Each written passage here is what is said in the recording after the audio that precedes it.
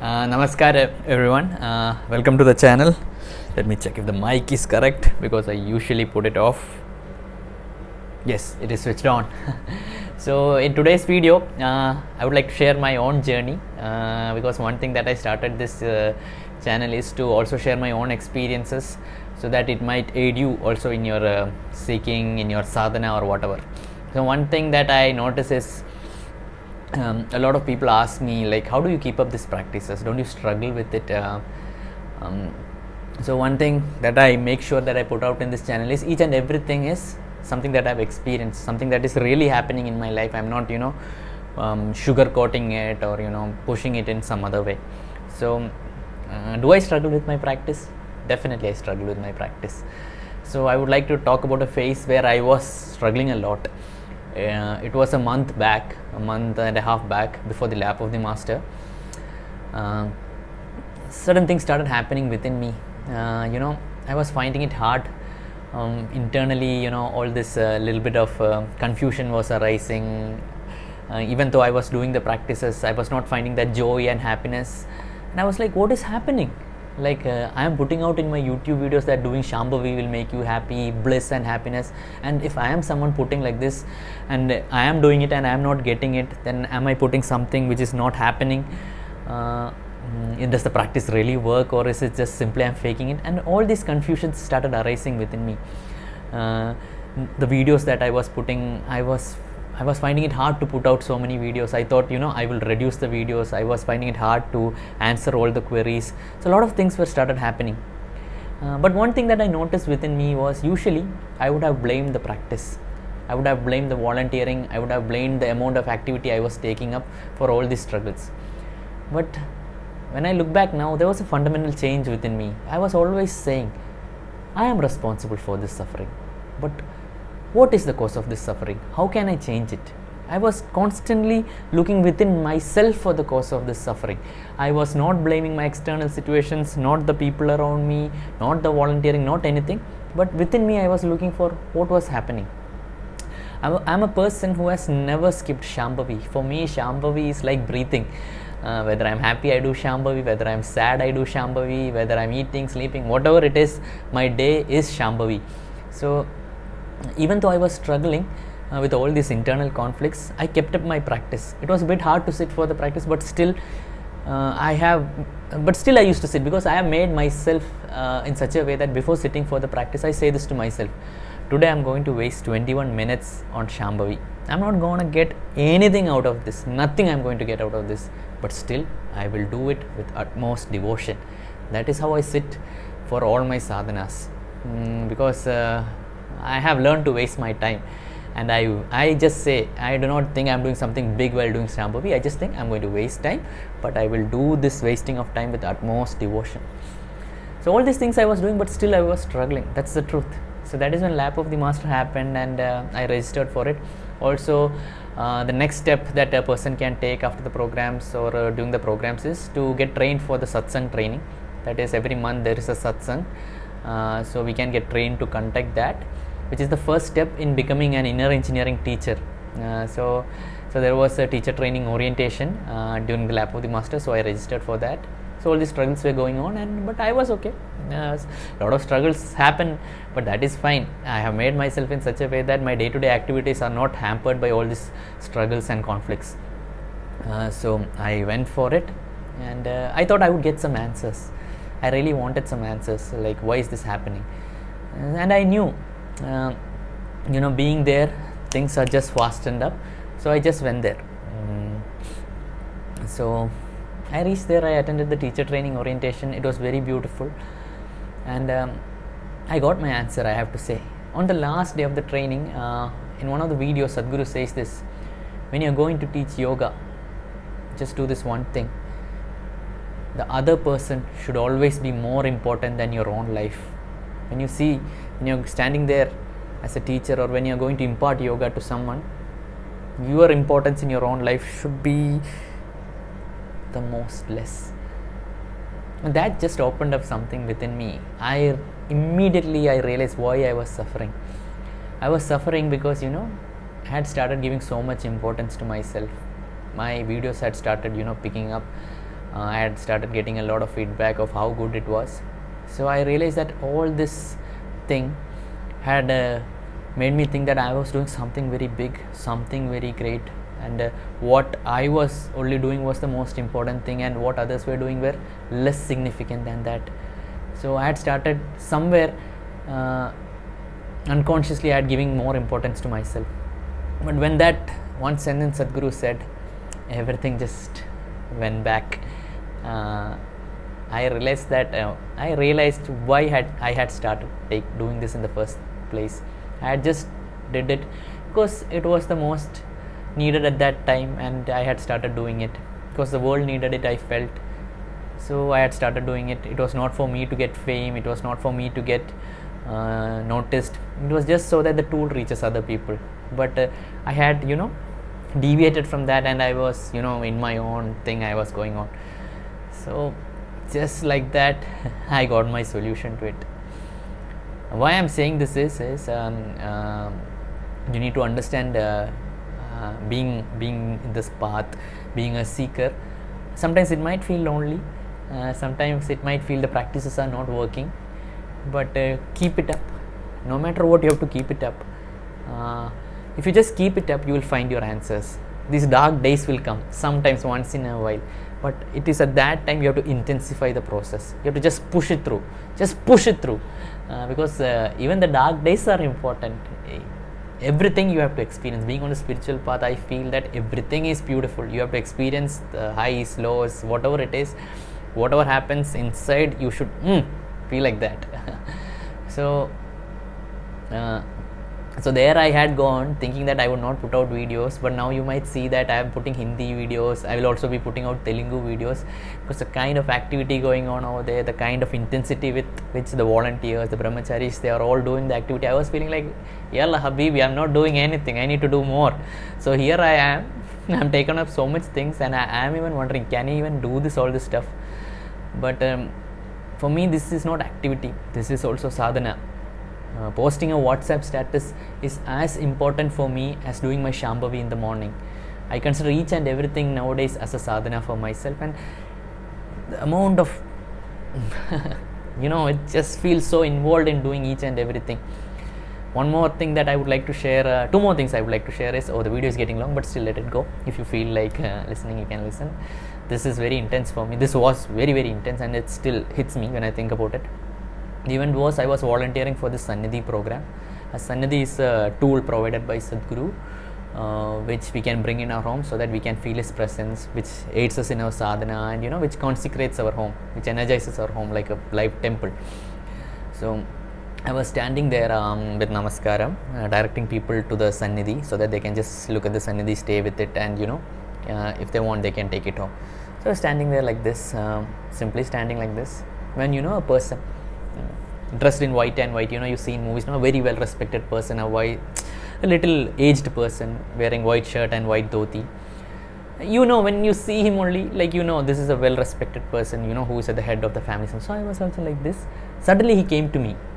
Whatever he said to me, I'm going to say in English, but he said to me in Tamil, Vaisakh Anna, I've seen your videos. Thank you so much for, putting out Sadhguru, putting out my Guru out there.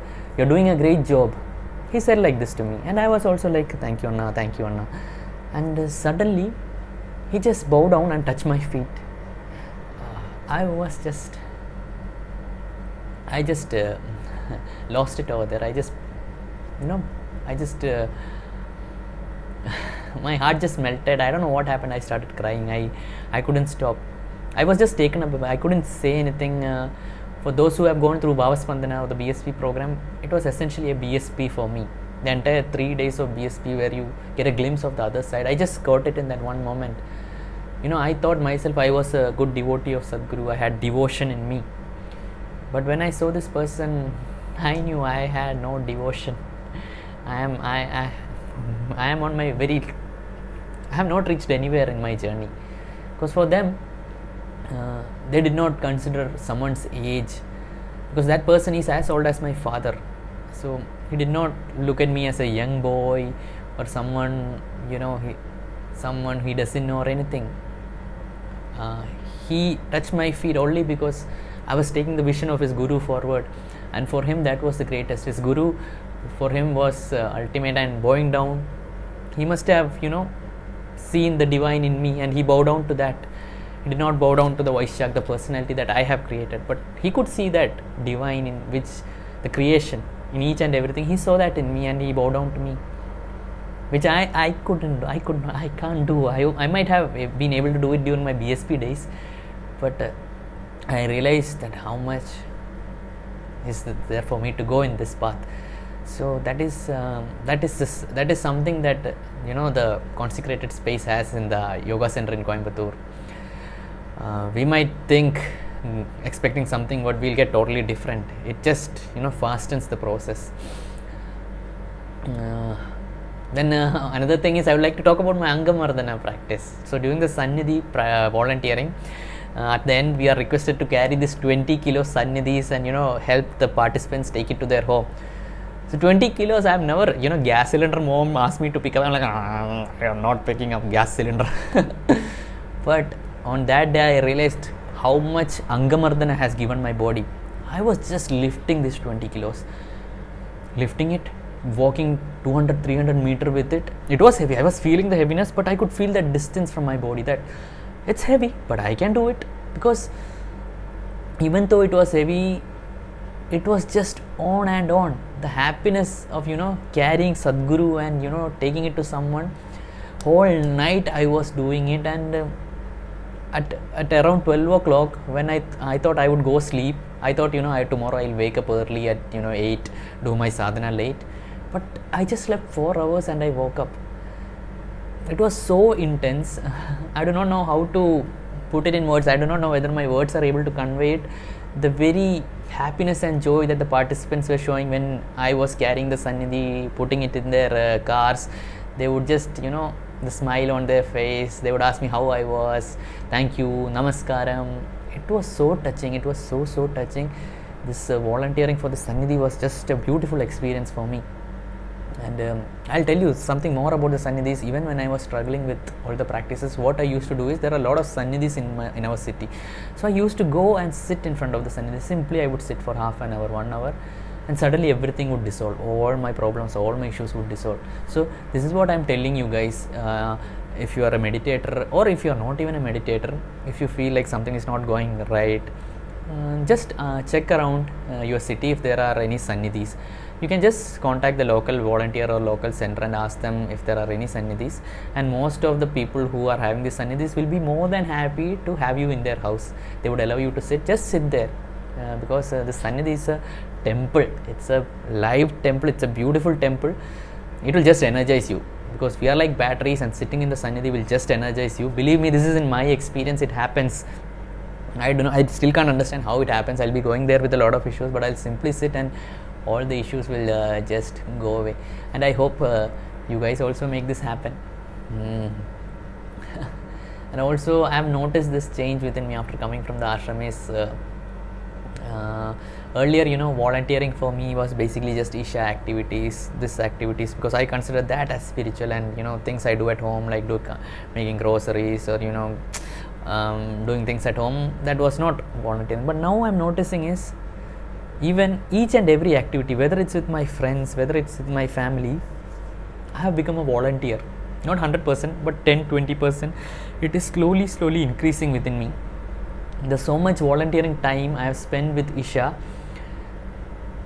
has brought that aspect into me. I feel like I am becoming a volunteer. Whenever someone asks me, which might not be totally unrelated with Isha, it will not be related with Isha or Sadguru or anything, but I feel this is part of my sadhana.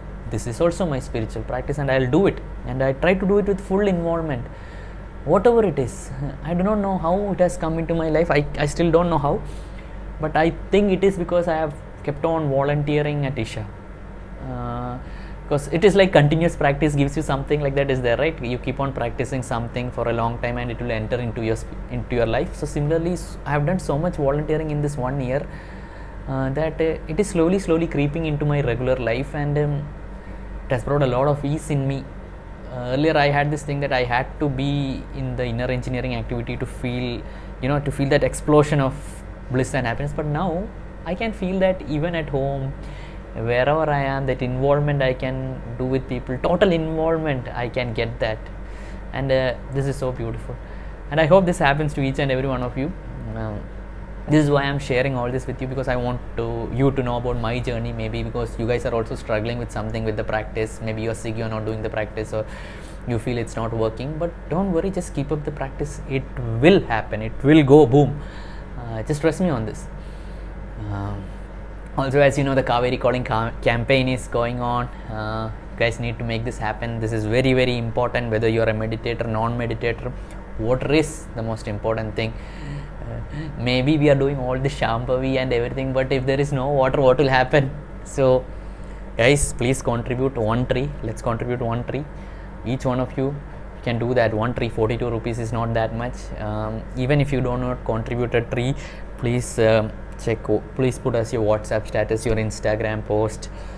Let the awareness spread, because we need to show this, that a river can be revitalized if a committed people with genuine people with integrity do this. This can be done, because these people are doing the right things, and if you do the right things will happen.